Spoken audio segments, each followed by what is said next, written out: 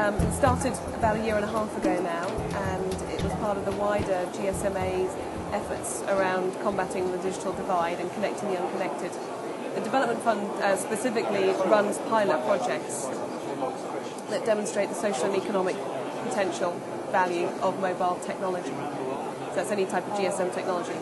So for example, we have a program of projects in 5 or 6 different countries that use the emerging markets handset. Something like this. This is the Motorola C113. How much does it cost? Is it expensive? No, it's now down to about $20. It initially started retailing at $40 about 18 months ago.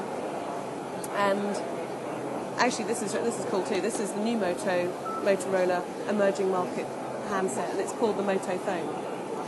And they listened to feedback about this early model. Things like in Africa, we use our phones on the streets, so the volume's got to be really loud. The screen's got to be able to be readable in bright sunlight.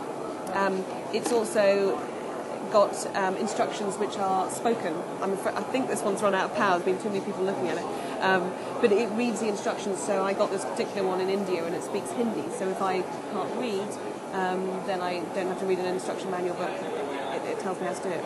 So what we do with these handsets is using a clever piece of software known as shared phone that gets loaded onto the SIM. You can basically set up somebody as a mobile phone entrepreneur, so the phone becomes their business. In a very similar way that Grameen Phone did that with the Village Lady. And you've been doing that in Kenya. I was looking at the video. Was that? Yeah, this has been going on in Kenya. Yes, so the Simi Yajami project is together with Safaricom. We always work with an in-country operator. And we started off with a pilot, as we always do, to test the technology, test the financial model, can people afford these devices, test the marketing, etc. That was a small pilot of about 100 people. We're now scaling up to 30,000. And one component of it is with disabled persons, where Safaricom have very cleverly painted up and branded up some tricycles, which is basically a wheelchair with 3 wheels, and the person has their GSM connected phone sitting on the side, and they wheel around and sell airtime, so it becomes their business. Isn't there a problem though with money, in the sense that somebody could make a phone call and then run off? It's a risk. Yes, it is a risk, and there is a secure box built into the wheelchair that can be padlocked so that they can put their savings in there, because, yeah, absolutely, you need to make these considerations. And it's also the reason why we didn't go for this type of phone in Kenya. We've instead gone for one of these, which is also a GSM phone, so it is wireless, made by a company called Cytec.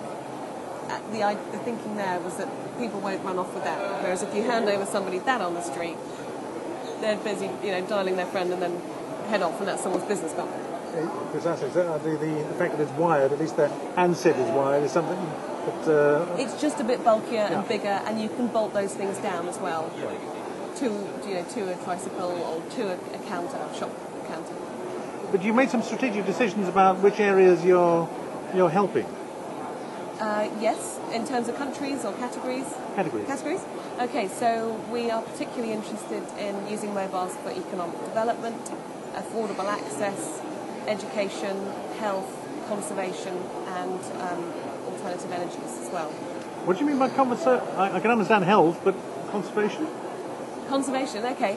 There's some great programs around the world where, for instance, GSM collars are attached to endangered species, so that people can monitor their migration patterns, because a major reason why you get animal-human conflict is that the people in villages don't know when to expect that herd of elephants coming through, for instance, and because they're startled, they're frightened, and the animals can get killed. So it's all tied in with a wider education program, and typically where conservation is done well, you see higher levels of living, higher standards of living. And as far as health is concerned, is this linked to the HIV but also avian flu? It is. This is our Phones for Health program, which we launched yesterday. We've got a public-private partnership together with the US government, and that is the President's Emergency Relief Campaign for HIV and AIDS. who are the biggest funders of HIV and AIDS programs globally. Voxiva, who are software providers. Motorola will be helping us out on the configuration side. Accenture Management Consultants and MTM Group. So we've all come together. We've started in Rwanda using mobile phones to track disease in remote rural areas.